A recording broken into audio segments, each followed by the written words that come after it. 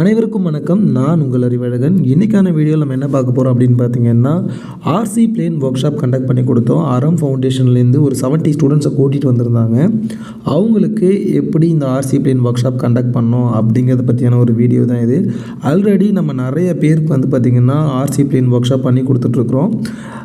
உங்கள் ஸ்கூலுக்கும் இந்த மாதிரி ஏதாவது ஒரு ஆர்சி பிளேன் ஒர்க் ஷாப் தேவை அப்படின்னு சொன்னீங்கன்னா எங்களை நீங்கள் காண்டாக்ட் பண்ணலாம். கேபிஆருக்கு காண்டாக்ட் பண்ணி என்னோடய நேம் அறிவழகன் நீங்கள் சொன்னீங்கன்னா நாங்கள் உங்களுக்கு டீட்டெயில்ஸை ப்ரொவைட் பண்ணுவோம். அந்த டீட்டெயில்ஸ் வச்சுட்டு நீங்கள் எத்தனை ஸ்டூடெண்ட்ஸ் அப்படின்னு சொல்லியிருந்தீங்கன்னா அந்த ஸ்டூடெண்ட்ஸ்க்கு ஏற்ற மாதிரி கிட், ஹால் அரேஞ்ச்மெண்ட், ஃபுட் எல்லாமே நாங்கள் ரெடி பண்ணிடுவோம்.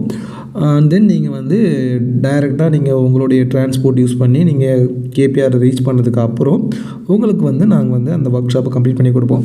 இந்த ஒர்க் ஷாப்பில் என்னென்னலாம் இருக்கும் அப்படின்னு பார்த்தீங்கன்னா, ஒரு ஏரோப்ளேனுடைய பேசிக் பிரின்சிபல்ஸ், அது எப்படி பறக்குது, அதுக்கப்புறம் அது எப்படி நம்ம செய்யணும், லோ காஸ்ட்டில் என்ன மெட்டீரியல் சூஸ் பண்ணணும், எப்படி அதை கட் பண்ணணும், எப்படி ஒரு ஏரோப்ளேனை ரொம்ப சிம்பிளிஃபைடான ஒரு மாடலில் டெவலப் பண்ணணும் அப்படிங்கிறது எல்லாமே நம்ம வந்து அவங்களுக்கு கிளியராக சொல்லி கொடுத்துருவோம். இவங்களை எல்லாரையும் முதல்ல ஒரு ஹாலுக்கு கூட்டிகிட்டு வந்துட்டு ஹாலில் நம்மகிட்ட இருக்க மாடல்லாம் டிஸ்பிளே பண்ணிவிட்டு எல்லா மாடலும் எப்படி ஒர்க் ஆகுது, ஒரு மாடலுக்கும் என்ன டிஃப்ரெண்ட் இருக்குது, அதெல்லாம் எப்படி நம்ம டெவலப் பண்ணணும், அதோடய டிஃப்ரெண்ட் அப்ளிகேஷன் என்ன, இதை பற்றி எல்லாமே நம்ம டீட்டெயிலாக நம்ம வந்து எல்லாருக்கும் போய் டீச் பண்ணிக்கிட்டு இருக்கோம். ஏன் அப்படின்னு கேட்டிங்கன்னா, ஏரோப்ளேன் பொறுத்த வரைக்கும் நிறைய டிஃப்ரெண்ட் டைப்ஸ் ஆஃப் மாடல்ஸ் இருக்குது.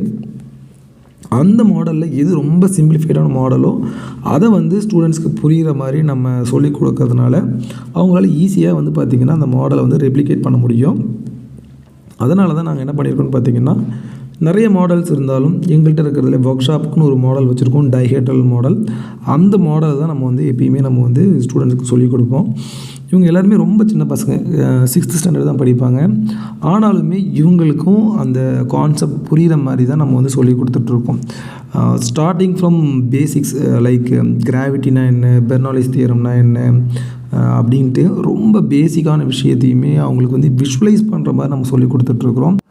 ஆஃப்டர்நூன் செஷனில் பார்த்திங்கன்னா அந்த சொல்லிக் கொடுத்த கான்செப்டை வச்சுக்கிட்டு ஒரு ஏரோப்ளேனை எப்படி டிசைன் பண்ணுறது, அதுக்கான டெம்ப்ளேட் நம்ம ப்ரொவைட் பண்ணிடுவோம், கிட்டும் நம்ம ப்ரொவைட் பண்ணிவிடுவோம்.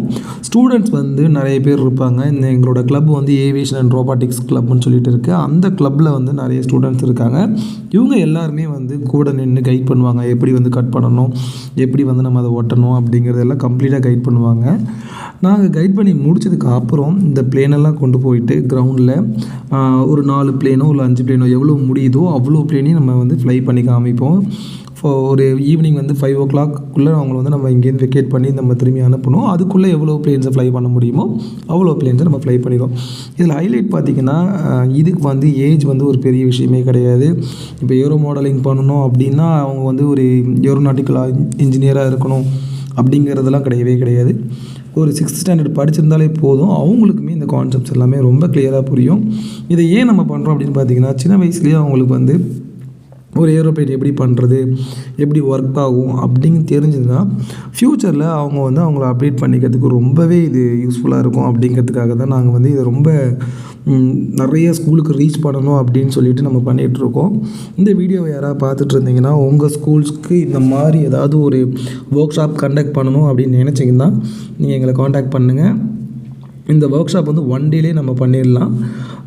பண்ணி முடிச்சுட்டு அவங்களுக்கெல்லாம் ஃப்ளை பண்ணுறதெல்லாம் முடித்ததுக்கப்புறம் அவங்க எல்லாேருக்கும் ரொம்ப ஹாப்பி. இந்த மாதிரி அவங்க பண்ண மாடல் அவங்க கண்ணு முன்னாடியே நம்ம ஃபஸ்ட் அட்டம்ப்ட்லேயே ஃப்ளை பண்ணி காமிச்சிருவோம். ஸோ எல்லாருமே ரொம்ப ஹாப்பியாக இருந்தாங்க ஸ்டூடெண்ட்ஸ் எல்லாருமே.